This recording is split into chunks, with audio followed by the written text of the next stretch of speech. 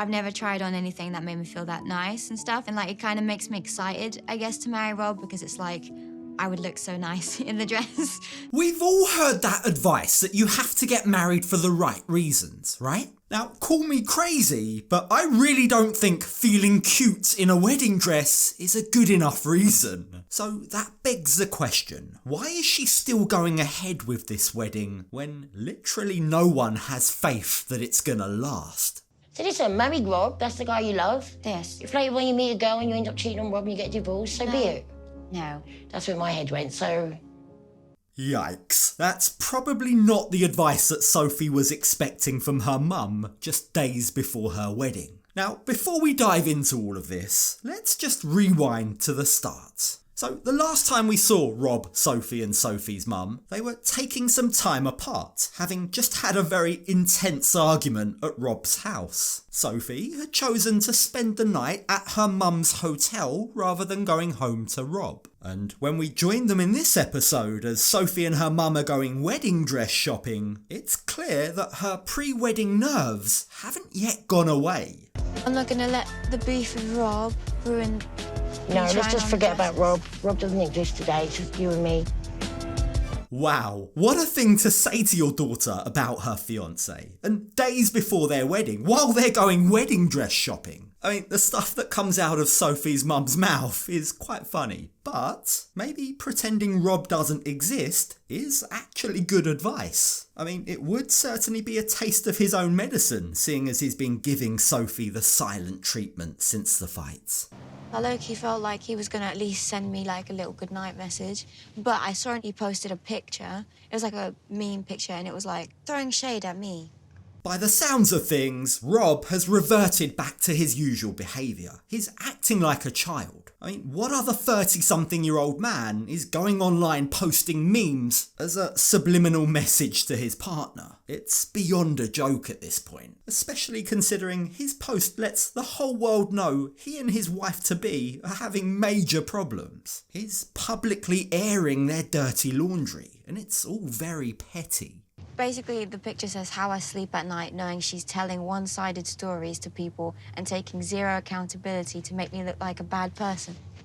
I'm not exactly surprised that Sophie's mum's jaw just dropped halfway to the floor. This is all just so hard for her to stomach. Like, she has big issues with the way that Rob treats Sophie. She has red flags about where they're living. She doesn't like how he acts like a moody teenager. So, with all those concerns swirling away in her mind, it must be really hard for her to accept that in just a few days, she'll be giving away her daughter to this man.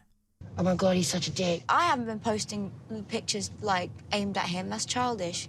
We're not like teenagers. I think that's It's just a ridiculous. nightmare. And he was up till 4 in the morning. What was he doing up till 4 in the morning? Ooh, the way that Sophie added that last part, the way she asks, what was Rob doing until 4 in the morning? It begs the question, is Sophie worried that Rob is online cheating again? Is she worried that all it's gonna take for him to seek the solace of another woman, seek explicit photos or videos from other women, is an argument like they just had? But for now, Sophie pushes those thoughts and all of their problems to the back of her mind. You see, the time has finally come for her to play dress up and live in a make-believe world. I'll think of the marriage in good times, not... Yeah.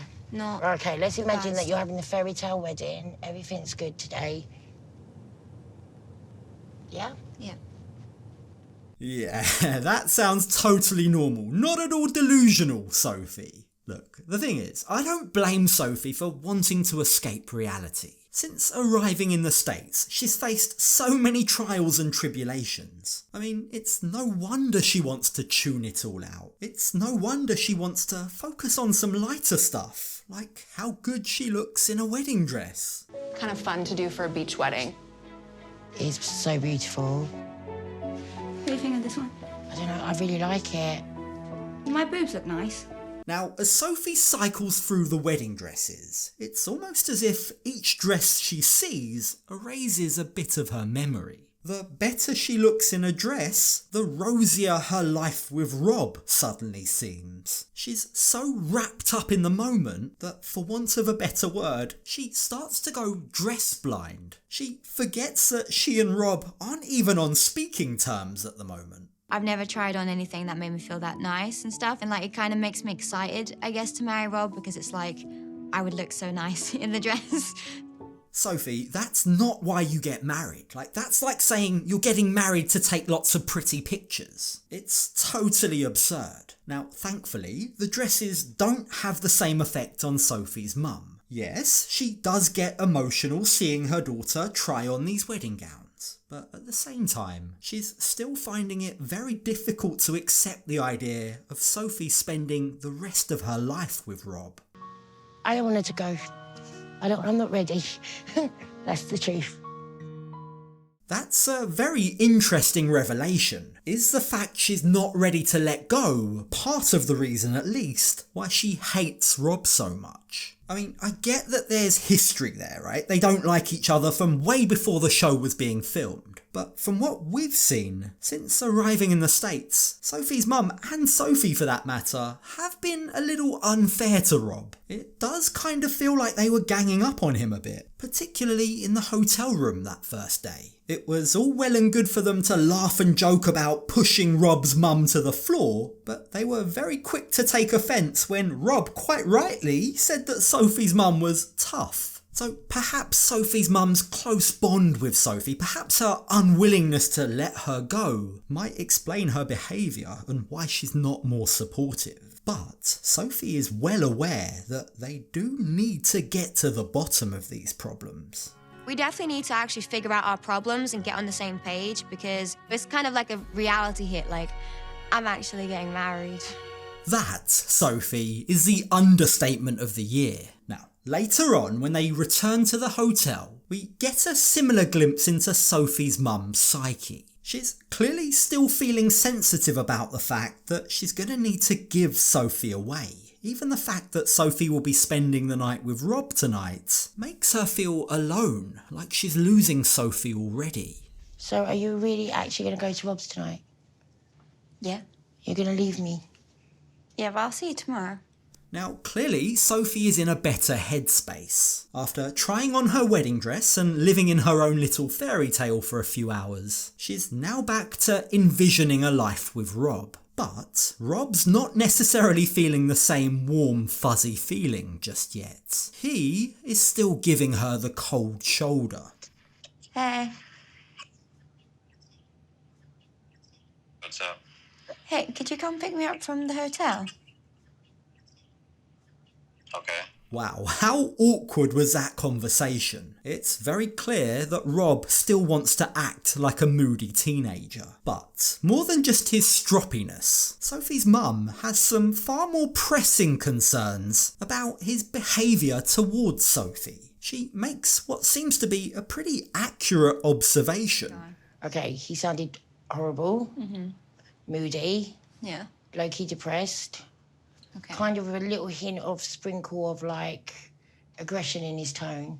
Accurate, but also not what you want to be saying about your future son-in-law days before the wedding. Now, the more that Sophie's mum criticises Rob, the more guilt that Sophie seems to feel. You see, they might be very close, but there is a very big part of her identity that Sophie's kept hidden. So she decides that now's the time to finally tell the truth. I told Rob that I'm bisexual.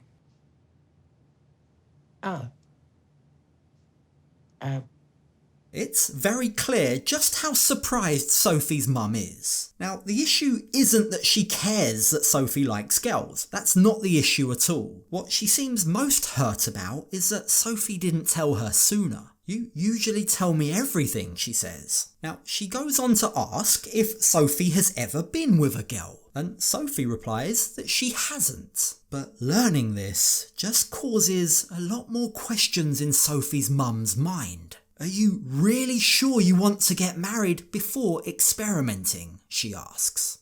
Like, if you would have told me this, I would have said, don't be getting married till you've been with a girl. I know that's what you really want. Don't just say that because you're looking for something to say about the marriage. No, really not, trust me. Sophie's mum is right. Sophie really doesn't come across like she knows what she wants. I mean, the fact that she's even bringing up her bisexuality means that she wants to explore it. She's told us she wants to be with another woman at some point. So is it really such a crazy suggestion? Should she really start getting so defensive when her mum urges her to hit the brakes on the wedding and maybe try out another relationship? Because, like, you might end up falling in love with the most wonderful person in the world, and it'd be a girl. Yeah, but I know I want to marry a man. I know that. Notice how Sophie says she wants to marry a man, but she doesn't expressly say she wants to marry Rob. It's a very telling phrase, I think. But Sophie's mum seems to feel really strongly about the fact that Sophie should experiment in order to make sure she's making the right decision. So, right or wrong, she employs a bit of good old-fashioned reverse psychology. So listen, marry Rob, that's the guy you love. Yes. If later when you meet a girl and you end up cheating on Rob and you get divorced, so be it. No. That's where my head went, so...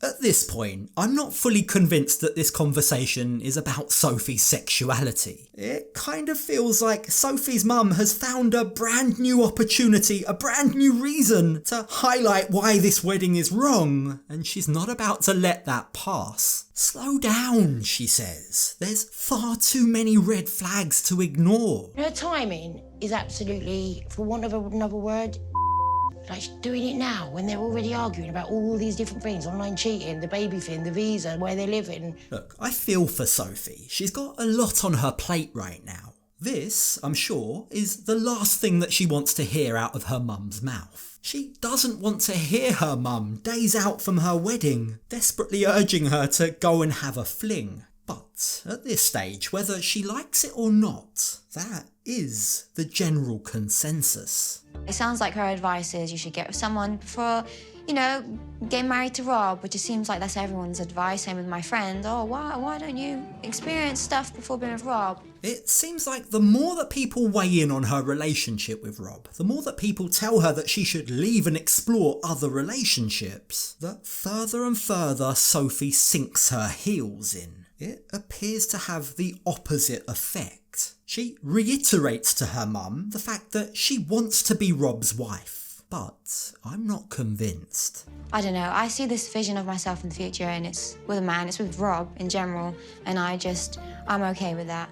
Even though people might not understand that, but I understand it.